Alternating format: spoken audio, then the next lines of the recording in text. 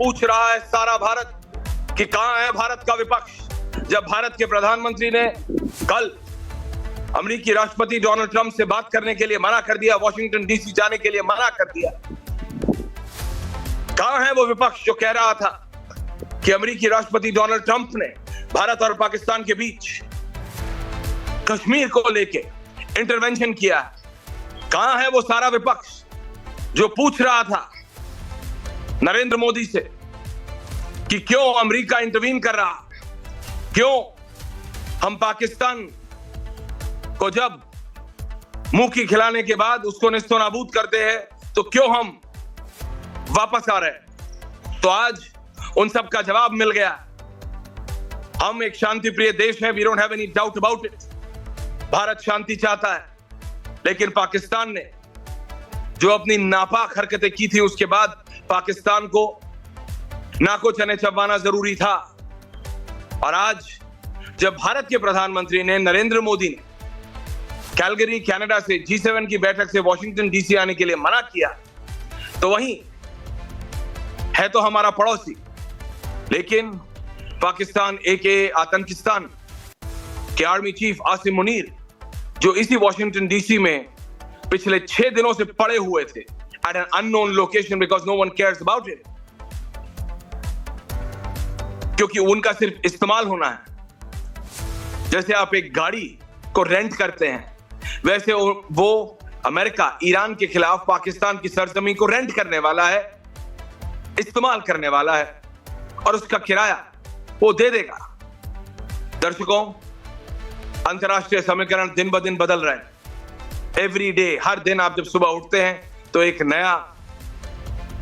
नई जंग कहूं या एक नया बवाल उठ खड़ा होता है। It's a daily story. Iran और इजराइल की जंग अब एक अलग मोड़ ले रही है। अमेरिका कह रहा है सरेंडर, आयतुल्लाह खुमैनी कह रहे हैं इन योर ड्रीम्स। ऐसा लगता है कि मानो 2 बच्चे लड़ रहे हैं, लेकिन जो जमीन पे हो रहा है वो तबाही है। चाहे वो तेहरान की बात हो या फिर तेल अवीव, उस सब पे बात होगी। लेकिन पहले बात भारत की, पहले बात हमारे राजनेताओं की, पहले बात हमारे देश के विपक्ष की। इस समय जब पूरी दुनिया अस्त व्यस्त, जब पूरी दुनिया आपस में लड़ मर रही है, एक देश दूसरे को खत्म करने के लिए किसी भी हद तक जाने के लिए तैयार है, to the level of a nuclear war. These are troubled times. These are troubled global times, viewers. And that's why मैंने कहा, इसीलिए मैंने कहा, पूछता है भारत कि आखिरकार भारत के राजनेताओं को, भारत के विपक्ष को आखिरकार ये कब समझ आएगा कि इस समय कोई कांग्रेस नहीं है, कोई बीजेपी नहीं है, कोई आम आदमी पार्टी नहीं है, सिर्फ एक ही पार्टी है और वो है भारत। सिर्फ एक ही हित है और वो है राष्ट्र हित। सिर्फ एक ही एजेंडा है, देश को बचा के रखना। सिर्फ एक ही रास्ता है, भारत को आगे बढ़ाना। तो ऐसे में हम 2 कैसे हो सकते हैं? ऐसे में हम डिवाइडेड कैसे हो सकते हैं? दर्शकों, ये सवाल सिर्फ राजनेताओं से नहीं, आपसे भी है। पूछता है भारत। ये समय नहीं है कि आप बीजेपी को सपोर्ट करते हैं या कांग्रेस को। ये समय नहीं है कि आपको राहुल पसंद है कि मोदी। ये पसंद नहीं है, मतलब ये it is not of any consequence. इसका अभी कोई औचित्य नहीं है। आप देखिए दुनिया किस टर्बुलेंट समय से, क्यों दुनिया किस बवंडर के समय से गुजर रही है। ईरान और इजराइल की ये जो जंग है, ये जो लड़ाई है, ये ऐसी लड़ाई है जो कि किसी ना किसी तरह से दुनिया के हर एक देश, and mind my words when I से दिस, हर एक देश को छुई, हर एक देश को डायरेक्टली या इनडायरेक्टली इंपैक्ट करे, हर एक देश की इकोनॉमी, इंक्लूडिंग हमारी, इंक्लूडिंग भारत। आपको पता है एक छोटा सा स्ट्रेट है, गल्फ ऑफ हॉर्मुज, उसमें अगर ईरान ने हल्की सी भी तबाही मचा दी तो दुनिया का 80 से 85% क्रूड ऑयल की सप्लाई रुक जाएगी। Can you imagine? भारत की बात करते हैं, सब्जियों का दाम, खाने पीने की चीजों का दाम, ट्रांसपोर्ट का दाम, पेट्रोल का दाम कहां चला जाएगा कोई सोच सकता है? चीजें are not that fine. Rahul Gandhi को लगता है जाएंगे, सूट बूट पहनेंगे, बढ़िया सा साबल रोका,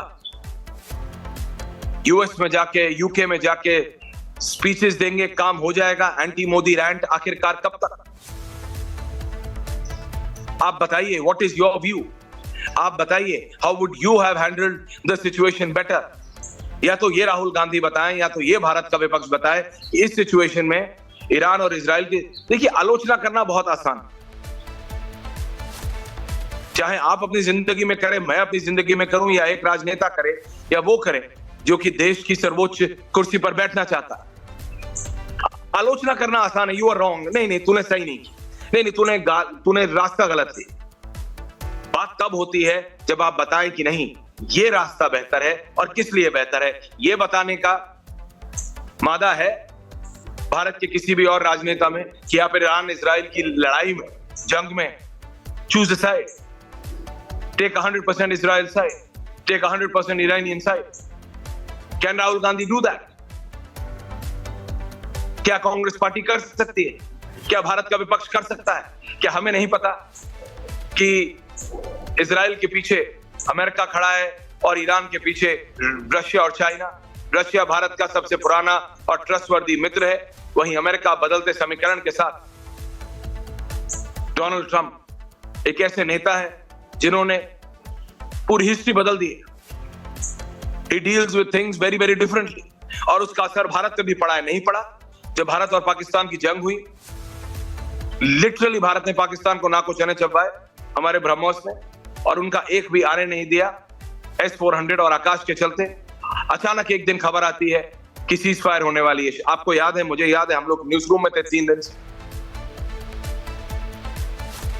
कि आज शाम को 5 बजे फॉरेन अफेयर्स की प्रेस कॉन्फ्रेंस है, विक्रम मिस्री की पत्रकार वार्ता। उससे पहले 15 मिनट पहले अमेरिकी राष्ट्रपति का ट्वीट आता है कि मैंने सीज फायर करा दिया। पूरा विपक्ष मानो इसी वक्त का इंतजार कर रहा था। पूरा विपक्ष, भारत का पूरा विपक्ष मानो डोनाल्ड ट्रंप या दुनिया के बड़े एक नेता के इसी प्रतिक्रिया का, इसी कमेंट का इंतजार कर रहा था कि आप बोलिए तो कि आपने कराया। भारत ने बोला हम कश्मीर पे किसी का इंटरवेंशन बर्दाश्त नहीं करें। भारत ने कहा कश्मीर हमारा अभिन्न अंग था, है और रहेगा। भारत ने कहा अगर कोई बात करनी है तो वो पीओके पे होगी, और वो बात सिर्फ भारत और पाकिस्तान के बीच होगी। There India will not accept, Bharat किसी का भी इंटरवेंशन बर्दाश्त नहीं करेगा।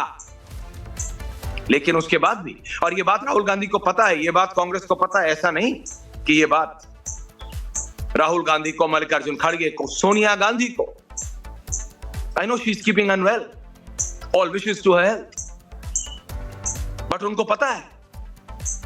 उसके बावजूद आपको पॉलिटिकल ब्राउनी पॉइंट्स कमाने।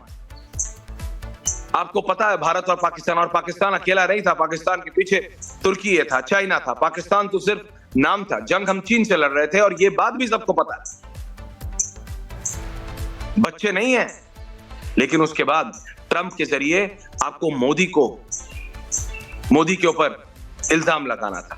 ट्रंप के ट्वीट के जरिए आपको मोदी से सवाल पूछने थे। ट्रंप के ट्वीट के जरिए आपको मोदी को कटघरे में खड़ा करना था। कर लो मोदी को कटघरे में खड़ा, मोदी एक राजनेता है। लेकिन जब बात देश की हो, जब बात भारत की सुरक्षा की हो, जब बात इंटरनल सिक्योरिटी की हो, जब बात भारत की अस्मिता की हो, then there should be no compromise. That is what I am saying. आप बताइए मेरे को, ईरान और इजराइल की जंग हो रही, क्या आपको लगता है इजराइल में 2 धड़े नहीं है? क्या आपको लगता है ईरान में 2 धड़े नहीं है? क्या आपको लगता है ईरान में वो लोग नहीं है जो कह रहे हैं कि भैया अभी जो मार रहे हो, अभी जो रोज बाय 1 गेट 2 फ्री कर रहे हो तेल अवीव में, एक मिसाइल के साथ 2 फ्री, तेल अवीव को जो निस्तो नाबूद कर रहे हो, जब वो मारेंगे तो ईरान में नुकसान नहीं होगा, तेहरान में तबाही नहीं होगी? लेकिन जब बात राष्ट्र की हो, देश की हो, सिर्फ बात ईरान इजराइल की नहीं, दुनिया में कोई भी देश हो दर्शकों, and that's the irony, Bharat में भी ऐसा कभी नहीं था। क्या भारत कोई पहली जंग लड़ा था क्या पाकिस्तान से? 62 में, 71 हम एक साथ थे, तब भी विपक्ष था, तब भी अलग अलग पार्टियां थी। और भारत में तो बाय पार्टी सिस्टम थोड़ी है, 150 पार्टी है, सबका अलग अलग व्यू पॉइंट है। लेकिन जब बात भारत की सुरक्षा की हो तो सब एक साथ खड़े हो जाते हैं कि नहीं, इस समय वी आर वन, करेंगे जो करना है, बाद में करेंगे, उस समय नहीं। Cease fire. अब बताएं राहुल गांधी, अब बताएं भारत का विपक्ष क्या कहेंगे, क्या कहेंगे जब डोनाल्ड ट्रंप खुद कह रहे हैं नहीं नहीं मैंने सिर्फ पाकिस्तान की तरफ से सीज फायर कराया, उधर से तो भारत ने किया है। भैया understand, and if you are unable to understand Donald Trump, this is your problem. Rahul Gandhi and Congress, the world has understood he is a different character. आप उन्हें एसेंट्रिक बोले, आप उन्हें जो भी बोले, वो अपना टारगेट साध रहे हैं। डोनाल्ड ट्रंप अमेरिका के राष्ट्रपति हैं, he is doing what is best for America. और वो सही है या गलत है वो अमेरिका की जनता तय करेगी, आप और हम नहीं। हम अपने राजनेताओं को आंकने के लिए बैठे हैं। उसमें राहुल गांधी कहां फिट होते हैं, उसमें राहुल गांधी कहां है, उसमें भारत का विपक्ष कहां है। मेरा सवाल यह है